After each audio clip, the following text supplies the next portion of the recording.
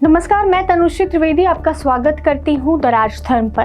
कोलकाता के आरजी कर medical college और हॉस्पिटल के पूर्व प्रिंसिपल संदीप घोष की मुश्किलें अब बढ़ती नजर आ रही हैं। एक तरफ लगातार संदीप घोष पर ये आरोप लग रहे हैं कि वो इस पूरे मामले की साजिश करता है, तो वहीं अब इस पूरे मामले में वो फंसते भी नजर आ रहे हैं। अभी तक सीबीआई 10 दिनों में 100 घंटे से ज्यादा की पूछताछ संदीप घोष से कर चुकी है और आज 13वां दिन है। 13वें दिन भी उनकी पूछताछ लगातार चल रही है। 2 मामले जो हैं उन पर उनसे पूछताछ चल रही है। पहला मामला है जो ट्रेनी डॉक्टर की हत्या और रेप हुआ, ये केस, और दूसरा मामला है जो इसमें क्राइम सीन्स के साथ लीपापोती की गई। इसके अलावा वो करप्शन के मामलों में भी फंसते हुए नजर आ रहे हैं। लगातार उनसे इसके बारे में भी पूछताछ की जा रही है।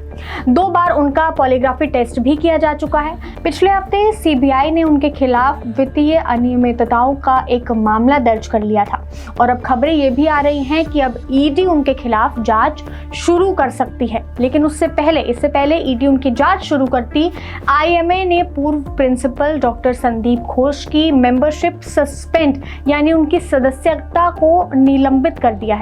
अब आईएमए क्या है ये मैं आपको बताती हूँ। संदीप घोष की सदस्यता क्यों समाप्त हुई, इस पर हम चर्चा आगे के वीडियो में करेंगे।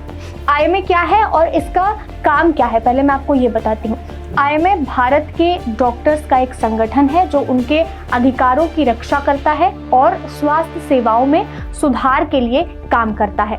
ये डॉक्टर्स को एक मंच प्रदान करता है मेडिकल शिक्षा को बेहतर बनाने के लिए। जो आईएमए है, इंडियन मेडिकल एसोसिएशन, ये काम करता है और सरकार को स्वास्थ्य से जुड़े कानूनों पर भी सलाह देता है। साथ ही आईएमए सामाजिक कार्यों जैसे मुफ्त चिकित्सा शिविरों का आयोजन भी कराता है।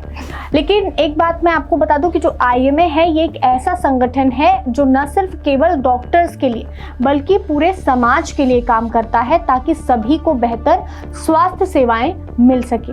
लेकिन आईएमए एक स्वतंत्र संगठन है जो डॉक्टर्स के हक के लिए काम करता है और उनके हितों की रक्षा करता है। इसका मतलब है कि ये खुद से काम करता है और अपने सभी फैसले खुद लेता है। सरकार उसको कंट्रोल नहीं करती है। आईएमए सरकार के साथ मिलकर काम करता है और उसे स्वास्थ्य से जुड़े जो मुद्दे होते हैं उन पर सलाह देता है। लेकिन सरकार आईएमए को कंट्रोल नहीं कर सकती है। ये जो भी काम करता है वो आईएमए के सदस्य जो होते हैं वो ही तय करते हैं और वही काम जो है संचालन में आते हैं, ना कि सरकार के द्वारा।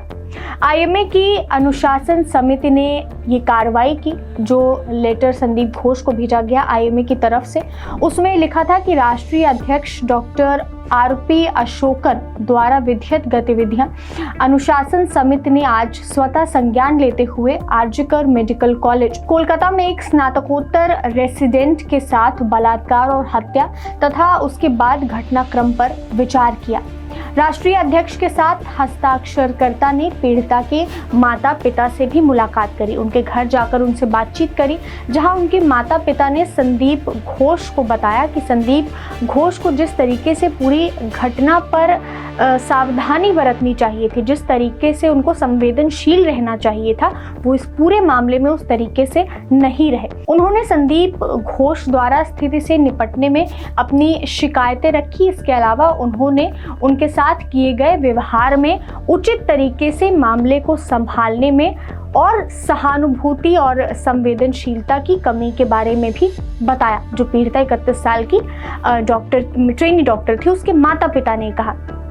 आगे जो लेटर था उसमें कहा गया कि आईएमए बंगाल राज्य शाखा के साथ साथ डॉक्टरों के कुछ संगठनों ने भी संदीप घोष के खिलाफ पूरे पेशे को बदनाम करने की प्रकृति का हवाला देते हुए कार्रवाई की मांग की थी। क्योंकि जिस तरीके से संदीप घोष का नाम पूरे मामले में सामने आ रहा था, लगातार डॉक्टर्स बोल रहे थे कि उनकी भी इमेज खराब कर रहा है। कहीं ना कहीं इस पूरे मामले में डॉक्टर्स पर भी कीचड़ उछल रहा है। इसी की वजह से उन्होंने कहा कि संदीप घोष पर कड़े से कड़े कार्रवाई की जाए, उनके खिलाफ एक्शन लिया जाए। आईएमए मुख्यालय के अनुशासन समिति ने सर्वसम्मति से जो संदीप घोष हैं उनको भारतीय चिकित्सा संघ की सदस्यता से तत्काल निलंबित करने का निर्णय लिया। लगातार संदीप घोष पर आरोप लग रहे हैं कि वो टीएमसी सरकार और ममता बनर्जी के खास है और इसी वजह से उनको लगातार बचाया भी जा रहा है। क्योंकि शुरुआत में हमने देखा जब 31 साल की महिला ट्रेनी डॉक्टर के साथ उसका रेप और मर्डर का मामला सामने आया, तब तत्काल कुछ ही घंटों में संदीप घोष का ट्रांसफर दूसरे कॉलेज में कर दिया गया, जहां पर उनको रिजाइन करवाना चाहिए था, उनको सस्पेंड करना चाहिए था। उसकी बजाय उनका ट्रांसफर दूसरे कॉलेज में कर दिया गया।